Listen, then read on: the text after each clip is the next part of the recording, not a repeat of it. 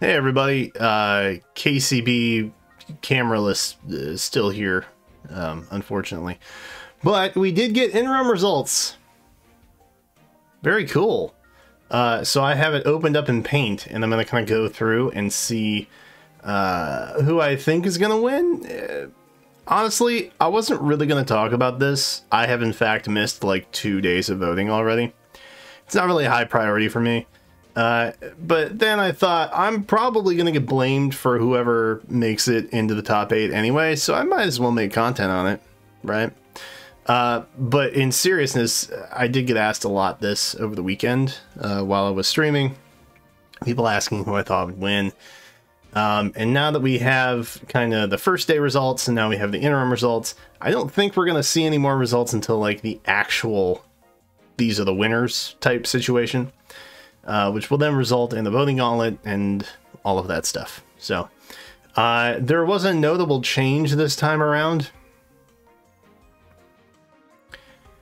Edelgard fans, look, I know we've had a sordid past. You all dislike me because I'm a Rhea fan, and I understand that, okay? For what it's worth, I don't dislike Edelgard. I don't hold any ill will. Some of y'all just a little bit nutty, alright? And I love that about you. Never stop being you. But the thing is here, you have a prime candidate. You have a prime candidate that meets pretty much all the criteria that I personally think should make up a good Hero Rises candidate. You have the limited rarity, right? You have just being a really good unit in general. And you also have decent fodder as well. There's even the harmonized aspect. Right? So like for certain map clearings for limiteds and things like that, it counts for double the things, which is great. I mean, it's paired up with Tellius. Like, that's amazing, right? What are you doing? Edelgard fans, what are you doing? What are you doing with this and this? I'm not saying they're bad. Don't start canceling me again. Good Lord. But like, if you're gonna pick one, why not pick the one that's hardest to get? I mean, am I crazy? Am I crazy here? Like, no, I'm confused. I'm confused why Brave Edelgard shows up. I feel like there's some sort of botting happening. Like, there has to be. Because, like, the Brave Edelgard showing up in Hero Rises has been, like, a meme for the last, like, 3 years, I think. And I have a very hard time believing that in the course of 3 days, she has somehow been able to break into the top rankings here, and I'm confused. I'm genuinely confused. So here's my TLDR. Overall, there's a lot of good picks. Ones that I would not necessarily include. I wouldn't include AHR. Her banner is literally still alive as of making this video. They're gonna get a Forging Bonds revival for sure. And not only that, there's likely going to be engage events that happen throughout the year where she's going to show up on focus banners anyway. Not to mention she has a new tier 4, right? So like that, she's going to show up in skills banners and things like that for that. So she's the pioneer for it. There's just a lot of good chances for AHR, okay? If you're still on the fence and you got your wallpaper, don't bother voting for AHR, all right? She's going to be around a lot. She'll be back in probably like 3 or 4 months on a mythic banner, legendary banner too. A lot of chances. And with the revival, she'll get, you know, tickets and all of those things, which honestly is better. I mean, the banner she debuted on, we ended up getting 10 free pulls on to begin with. That's 25% of the way to Spark. You know what I mean? So like, let's think logically here. Okay. Another one? No. Stop. What are you doing? Just wait for the refines at this point. Honestly, just wait for it. This is also normal pool. Probably don't want her. I'm confused, but okay. And then everybody else, with certain respect, is limited. The thing I still find the most surprising, genuinely, is that we don't have Alfred in here, who is the arcane option on this banner.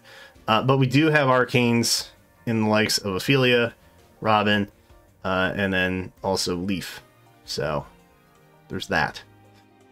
They are all there. For what it's worth, I don't think they're bad options. But realistically, Robin's fodder is a little bit specific. So in terms of generality, I wouldn't go there. Ophelia is also pretty limited in terms of fodder. Look, Special Spiral 4 is great. I personally have an extra Ophelia. I don't know who to give Red Tome to. I just genuinely don't. I don't think it's better than Festival Micaiah's base weapon, even if it never gets a refine. I gave one to Valentine's Titania, and I don't know who else to give it to at this point. I may give it to Bride Cecilia as one final attempt to like make her not terrible, but I don't know if it'll actually happen. And then Leaf, Leaf has good options, genuinely, but I don't know if I would discount him just yet. Overall,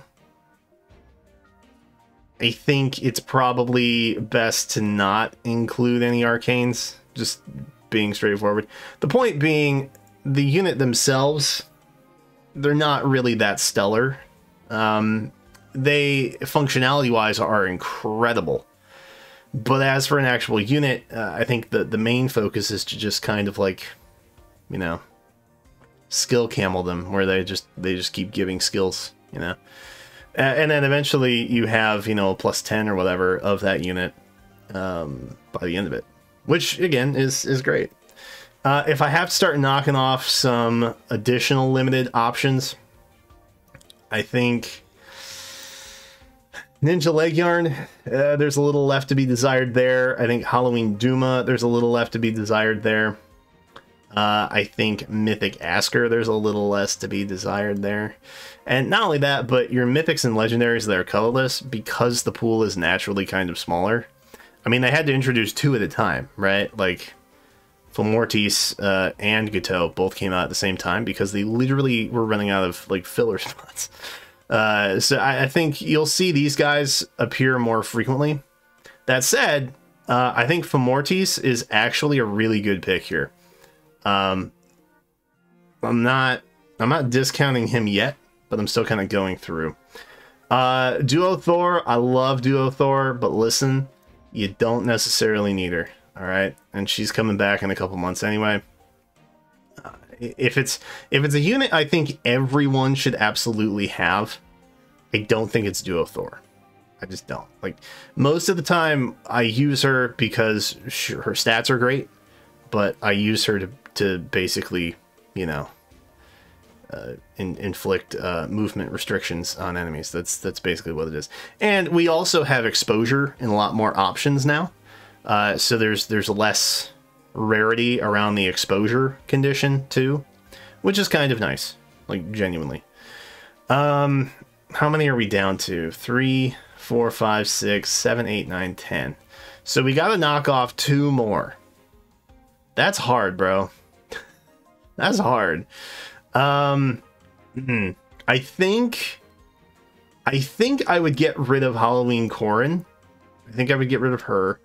Not that her A skill is not incredible, because it is. And she also has a tier 4 B skill for dragons. But we're starting to see that A skill show up in other options now. Like, I, for example, did not know I had more than I did. I think Kadane Nino is the newest one to get the attack speed version. So we're going to see more of that end up in the normal pool eventually. Outside of that, she's a really good unit. But if we have to start narrowing stuff down, I feel like the others offer something that's a little more unique, I guess. But she is really, really good. And she's helped my free-to-play account a lot. I think... Oof. This is a tough call. Like, genuinely, this is a tough call. It's a very, very tough call. Now, we do also have the potential to have an all red top 4.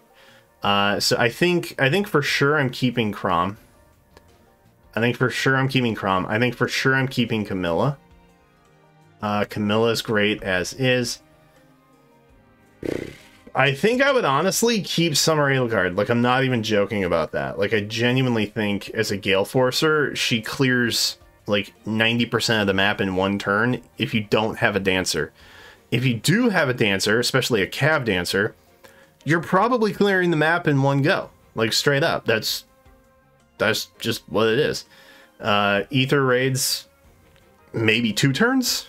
3 turns if you're feeling lazy? I don't know. Like, there's a lot of options with her. So I feel like she's really good in a general term for a lot of people. But, you know, some people may disagree. I think I gotta keep Embla also. Embla offers Severance, which is pretty incredible.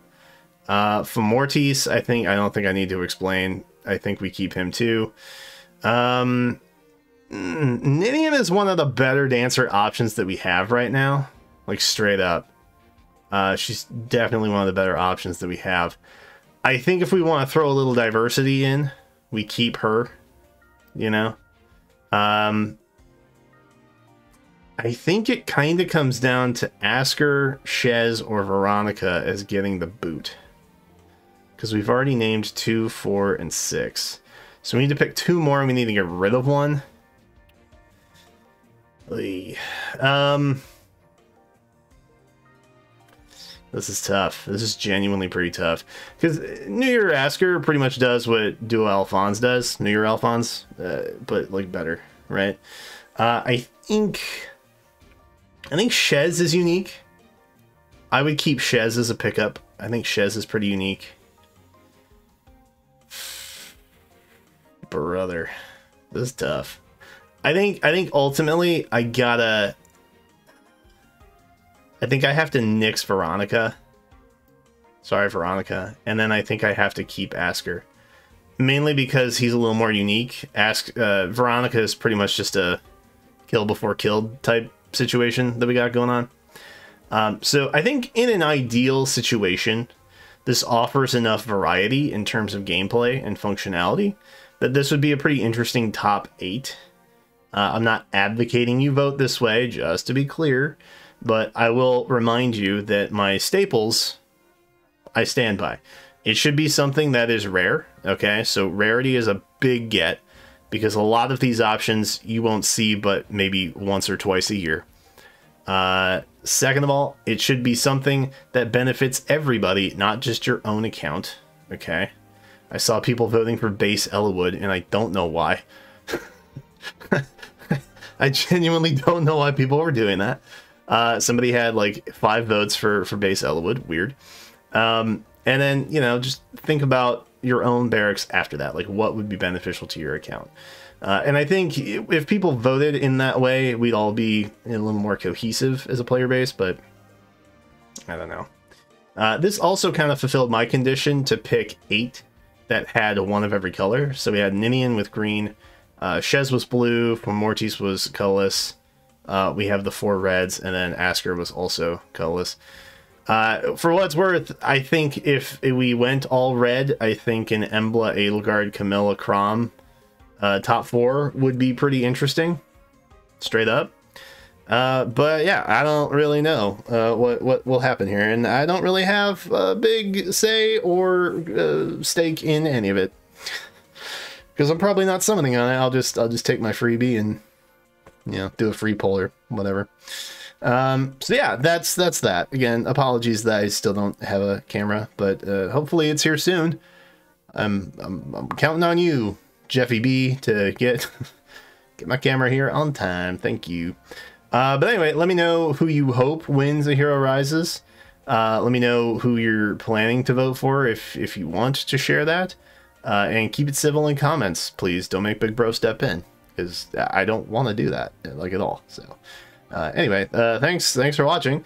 I hope you enjoyed my coverage. I literally just waved even though I have no camera. I'm so brain broken by repetition that I'm just doing things. And anyway, it does. Okay. All right. Anywho, that's me talking about the Hero Rises, and hopefully it doesn't get me Twitter canceled again, even though I don't think I did anything wrong here. Anywho, thanks for watching, and I will see you in the next one.